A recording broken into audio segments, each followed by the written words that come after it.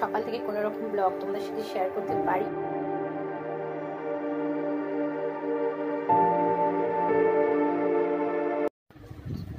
নমস্কার বন্ধুরা, good afternoon. কেমন আছেন আপনারা? আমি মিঠু, আমার আরও একটি নতুন ব্লগে আপনাদের সবাইকে স্বাগত জানাই। আজকে হচ্ছে বুধবার আর এখন বাজে প্রায় বেলা 12:30।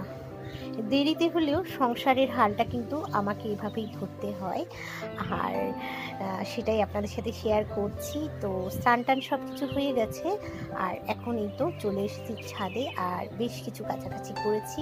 আর বেশ সুন্দর কিন্তু আজকের ওয়েদারটা। সকাল থেকেই চলছিল সাংসারিক নানা কাজকর্ম, তার জন্য কিন্তু কোনো রকম ব্লগ আজকে আমি শ্যুট করতে পারিনি। তাই ভাবলাম যে প্রতিদিনই তো আপনাদের সাথে ব্লগ শেয়ার করি, আজকেও করি। স্নান সেরে এখন পুজো সেরে নিয়েছি, আর সিঁদুরটাও একটু পরে নিলাম। এভাবেই কিন্তু চুলটা আমাকে খুলে রাখতে হবে, যাতে চুলটা একটু শুকিয়ে যায়।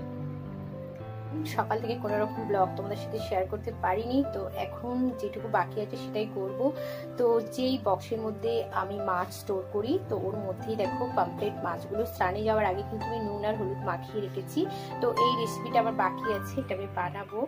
আর তার সাথে বলি, দেখো এই তো আমি কিন্তু চিকেনটা বানিয়ে নিয়েছি আগে।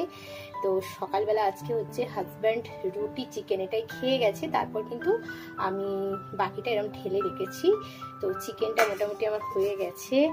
আর এখানে দেখো পামফ্লেট মাছ, যেটা কিন্তু আমি জানি না কি করব, তবে ভাজাটাকে করে নিই, তরকারি করব কি ঝাল করব, যাই হোক একটা করব। তো তেলটা মোটামুটি গরম হয়ে গেছে, মোটামুটি আমার হয়ে গেছে। আর এখন এখানে তো চিকেন দেখিয়ে দিলাম। আর তো চলো এখন হচ্ছে পামফ্লেট মাছটা কিন্তু ভেজে নেব। আর অনেকটাই বেলা হয়ে গেছে, ঘড়িতে এখন প্রায় বাজে 1:20 এরকম হবে।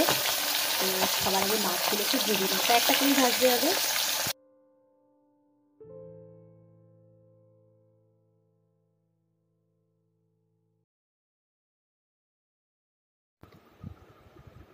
তো দেখো এখানে কিন্তু আবারও আমি কিচেনে চলে এসেছি, আর বাকি রান্নাটা কিন্তু আমাকে সারতে হবে। আর সকালবেলা মোটামুটি রান্নাবান্না বেশ কিছু হয়ে গেছে। আর আবারও কিন্তু দেখো এসে কিন্তু আমি এই হেঁসেলটা ধরেছি, কিচেনের হালটা ধরেছি।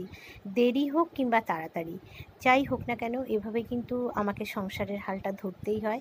তো যাই হোক, এখন কিন্তু আমাকে বাকি রেসিপিগুলো বানাতে হবে। তো দেখো পামফ্লেট মাছ কিন্তু ভেজে নিয়েছি, আর এখানে ভাবলাম একটু আলু দিয়েই কিন্তু আজকে এই রেসিপিটা বানাবো। তো দেখো পেঁয়াজ, টমেটো, আদা, রসুন, আলুগুলো আগে ভেজে নিয়ে সমস্ত কিন্তু আমি ভালোভাবে কষিয়ে নিলাম। তো আজকে পামফ্লেট মাছটা কিন্তু আমি এভাবেই বানাচ্ছি, যেহেতু চিকেন বানিয়েছি, শ্বশুরমশাই খাবেন না। তো ওনার কথা মাথায় রেখেই তো শুধু মাছের ঝাল তো খাওয়া যায় না, তাই না? তো এই তরকারিটা করলে কিন্তু শ্বশুরমশাই একটু ভালোভাবে খেতে পারবে, তাই পরিবারের কথাও কিন্তু সবসময় খেয়াল করে আমাকে এই কাজগুলো করতে হয়। আর এই তো দেখো আজকে বানাবো চালতার চাটনি। মোটামুটি একটু আলুগুলো সিদ্ধ হয়ে গেছে, এরপর আগে থেকে ভেজে রাখা মাছগুলো কিন্তু দিয়ে দিচ্ছি। তবে এইভাবে কিন্তু পেঁয়াজ দিয়ে আলু দিয়ে পামফ্লেট মাছ কিন্তু মন্দ লাগে না। তো চালতাটা দেখো খুব ভালোভাবে আমি কিন্তু সিদ্ধ করে নিয়েছি। আর এই রেসিপিটা অবশ্যই আমি শেয়ার করব আলাদাভাবে। 5 ফোড়ন, শুকনো লঙ্কা, তেজপাতা, চিনি সবটাই নিয়েছি। তো চলো আজকে কিন্তু মনের মতন করেই কিন্তু রান্নাবান্নাগুলো করছি। তো যাই হোক, এখানে মোটামুটি দুপুরের লাঞ্চ মেনু আজকে আমি বানিয়ে নিয়েছি। দেখো চালতার চাটনি, আর এখানে হচ্ছে চিকেনটা তো আমি আগেই বানিয়েছি, আর পামফ্লেট মাছের তরকারি, আর ভাত, আর এটা হচ্ছে চিকেন। তো এই হচ্ছে আজকে দুপুরে আমাদের লাঞ্চ মেনু। খুব শর্টের মধ্যে কিন্তু আপনাদের সাথে আমি আমার এই ব্লগটা শেয়ার করলাম। তো কেমন লাগলো অবশ্যই কিন্তু আপনারা জানাবেন। আর ভালো লাগলে অবশ্যই কিন্তু আমার এই ছোট্ট পরিবারে চ্যানেলটিকে সাবস্ক্রাইব করে আমার সাথে থাকবেন। তো চলো, যেমনই হোক না কেন, সংসারের হালটা কিন্তু আমাকে এভাবেই ধরতে হয় প্রতিনিয়ত, প্রতিদিনই তোমাদের সাথে শেয়ার করি। তো যাই হোক, অবশেষে কিন্তু নিজের মনের মতন রেসিপিগুলো আজকে আমি বানিয়ে নিয়েছি, যেগুলো কিন্তু সবটাই আপনাদের সাথে শেয়ার করলাম। তো এরপর সাংসারিক আরও কাজকর্ম আছে। আজকে আর সেভাবে কিন্তু কোনো ব্লগ আমি শেয়ার করতে পারলাম না, তবে আগামীকাল কিন্তু অন্য কোনো নতুন ব্লগ অবশ্যই আপনাদের সাথে আমি শেয়ার করব।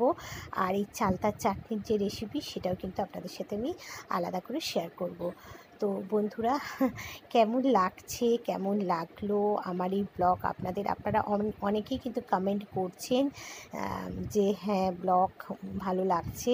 তো তাদেরকেও আমি বলছি, আমার ব্লগে এসে যারা সুন্দর সুন্দর কমেন্ট করছেন তাদেরকে আমার অসংখ্য ধন্যবাদ। এভাবেই কিন্তু আমার পাশে আপনারা থাকুন।